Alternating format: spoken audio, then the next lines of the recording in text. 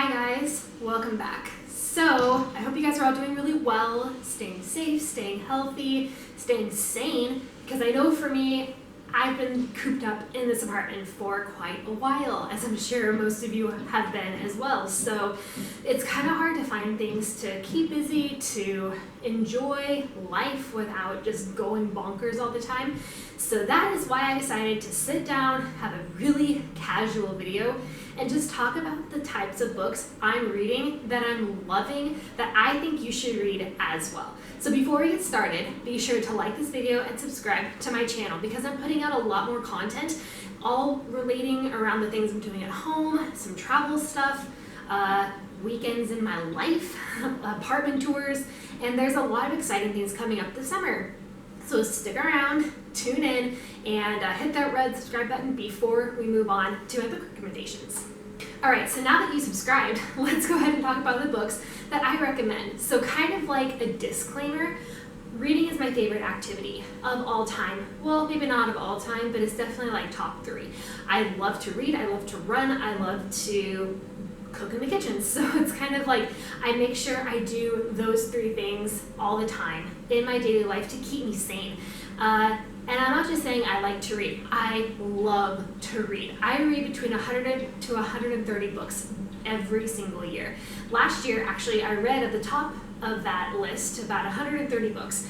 I was even a little surprised myself because I do work a full-time job. I own my own business. And so to read as many books as I end up reading, it's a little shocking. So it just goes to show you that I read a lot, and I know for me personally what books I love and what books I don't. I've always been a bookworm. My mom can even attest to this. When I was really young, we would go to Barnes & Noble. I would go through all of the book sections, grab all my favorites, and then just plop down and read all day long in one of the aisles. It was like one of my favorite things. It's a great memory for me. And I just kind of continued that all the way through high school and in college and now even into my adult life. So I'm just going to kind of talk to you about like 5 books that I think you really need to read. These are all coming from Kindle Unlimited. And if you have an e-reader or anything like that, I cannot recommend the Kindle Unlimited subscription enough. It's $10 a month and you can read as many books as you want that are on the actual subscription service. So for me, I actually have made it a rule where I only purchase 1 book a month. Because I read so much, essentially I read 1 book for $1 because of how much I actually end up reading. So for me, it's a great service. It's something I really am happy with. You do have to kind of go through because there are a lot of duds on Kindle Unlimited. There are some really good ones, but I have to weed through a lot before I can find a good one. So that's why I thought this would be kind of a cool video. If you have the Kindle Unlimited subscription, of course you can read them, but if you don't have it, you can still buy them. Personally, I have to really be careful about how many books I buy because they can really add up. Not that I'm worried about the money, but it can really just be an expensive hobby if you are constantly purchasing books. So I try to make it a rule that every month I find a book I'm lusting over and then I purchase it. My most recent book purchase was Crescent City by Sarah J. Maas. 10 out of 10, was obsessed with it. It was so good, but that's not what we're going to be talking about today. So today I'm going to be going through my top 5 favorite books that you should read from Kindle Unlimited during quarantine. Okay, so how I'm going to do this is I'm going to go through every book that I'm recommending to you and read a little bit of a synopsis about it and then let you know kind of why I liked it. So to kind of just preface this thing, I personally love reading psychological thrillers, historical fiction, and rom-com every now and then. That's not a common occurrence for me. Please note, I do not read self-help books, I don't read poetry, I don't read modern literature, and I don't read the old classic books. Mainly because I read those all the way through high school and college for school, and I didn't feel the need to reread them as I got older. So we're going to actually start off this video with me talking about the book I actually just most recently read because I loved it. I was so surprised at how much I enjoyed this book, and it was a really welcome change because I actually just got done reading some pretty bad books. So when I found this book, I got really excited. So it's called The Beantown Girls by Jane Healy. And I'm going to quickly read a synopsis from Amazon so you can tell if you like it or not. This is historical fiction, by the way. So, This girl her name is Fiona Denning. So she has her entire future planned out. She's going to work in City Hall, marry her fiance when he returns from war, and settle down in the Boston suburbs. When he is reported missing after being shot down in Germany, Fiona's long-held plans are shattered. Determined to learn her fiance's fate, Fiona leaves Boston to volunteer overseas as a Red Cross Clubmobile girl, recruiting her two best friends to come along. Choosing their inner strength and outer charm, the three girls are not prepared for the daunting challenges of war. But through it all comes new friendships and romances, unforeseen dangers, and unexpected dreams. As the three friends begin to understand the real reasons they came to the front, their courage and camaraderie will see them through some of the best and worst times of their lives. This book was so good. I loved it. It was really easy to read. It followed those three girls' journey through the entire war, and it was just really touching. So if you are into historical fiction, it's something that you enjoy reading, and even if you're not super into it, I think everyone would love this book. It is so good and really well written, and I'm just really surprised at how much I liked it, and I actually just finished it like last night. So it's really good. I have a bit of a book hangover after it, so you know that's a sign of a good read. All right, the next book I want to recommend, we're going to get a little bit scary here. We're going into the psychological thriller realm. For me, my favorite, I love it. I could read this all day long.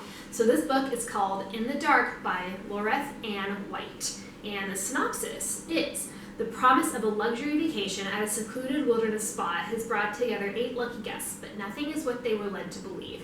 As a fierce storm barrels down and all contact with the outside is cut off, the guests fear that it's not a gateway, it's a trap. Each one has a secret, each one has something to hide, and now as darkness closes in, they all have something to fear, including one another. Alerted to the vanished party of strangers, homicide cop and search rescue people have to brave the brutal elements of the mountains to find them.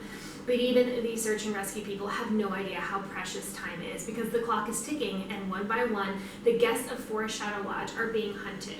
For them, surviving becomes part of a diabolical game. Guys, I was obsessed. I couldn't put this one down. I started reading it because I have read a few books by this author before, and I really liked her writing, and then I saw it come out at the end of 2019. I was like, yep, I gotta read it. So I snagged it up, and it was great. I was reading in the morning. I was reading during my lunch break. Any spare moment I had in my day, I was trying to cram in as much as I could.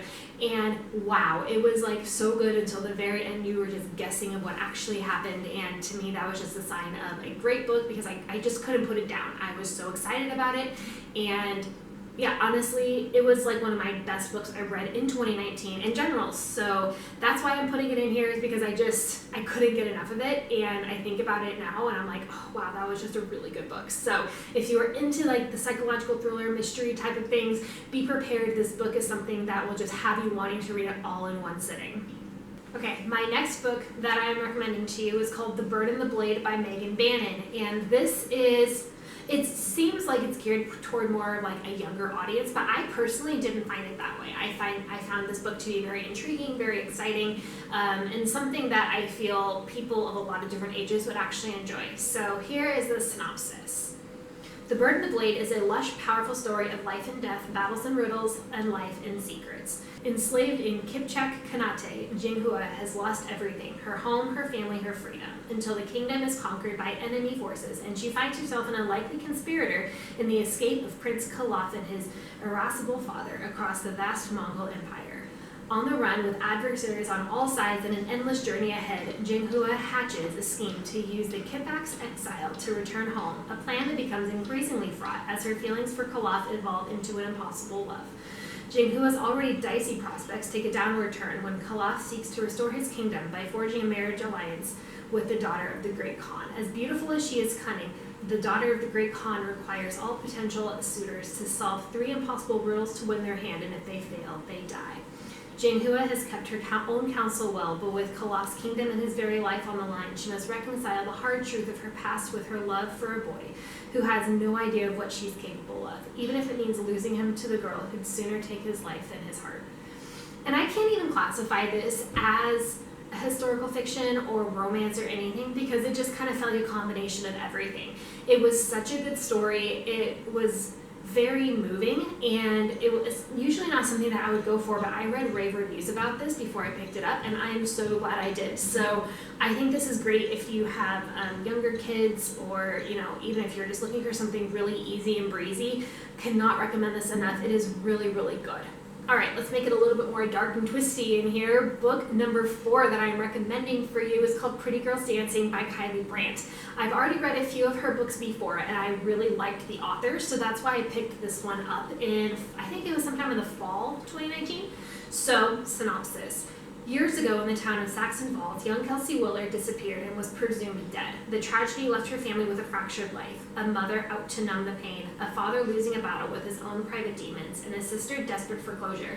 But now, another teenage girl has gone missing. It's ripping open old wounds for the Willards, driving them back into a painful past, and leaving them unprepared for where it will take them next. Bureau of Criminal Investigation agent Mark Foster has stumbled upon uncanny parallels in the lives of the 2 missing girls that could unlock clues to a serial killer's identity. That means breaking down the walls of the Willards' long-guarded secrets and getting to a truth that is darker than he bargained for. Now, to rescue one missing girl, he must solve the riddles that disappeared with another, Kelsey Willard herself. Dead or alive, she is his last hope. I just really remember picking this book up, reading it, and not being able to put it down. I remember, it's been a while since I've read this book, but I just remember feeling so anxious and twisty-turny and like all out of sorts because I was so invested. And when I start to like a book, I am heavily involved with it. My husband can definitely attest to this. So when I started going through it, I'm just like, I can't put it down. I have to continue. It was everything I wanted a psychological thriller to be. I usually can guess things pretty quickly with these types of books, but this one left me guessing, and it kept me thinking, and to me that's a sign of a really good book. So if you're into psychological thrillers, highly recommend Pretty Dancing Girls by Kylie Brandt. Okay, and the last book I want to recommend to you is very much like an easy breezy summer read. So I kind of gravitate toward these books in the summer because I don't know, when it's warm outside, sometimes I don't always want to be feeling a lot of dark and twisty things. So reading something that's a little bit more lighthearted makes me happy for summer. So I picked this book up last year, I think summer 2019, and wow, it was such a good one. It was so lighthearted, it was easy to read, and I really think you guys will love it. So it's called Maybe in Another Life by Taylor Jenkins Reid. So summary is, at the age of 29, Hannah Martin still has no idea what she wants to do with her life. She has lived in 6 cities and held countless meaningless jobs since graduating college. On the heels of leaving yet another city, Hannah moves back to her hometown of LA and takes up residence with her best friend Gabby's guest room.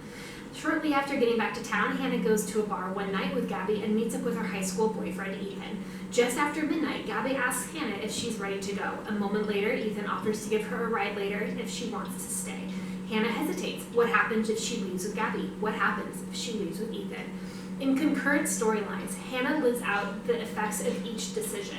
Quickly, these parallel universes develop into radically different stories with large-scale consequences for Hannah as well as the people around her. As the 2 alternate realities run their course, this book raises questions about fate and true love. Is anything meant to be? How much in our life is determined by chance? And perhaps most compellingly, is there such a thing as a soulmate?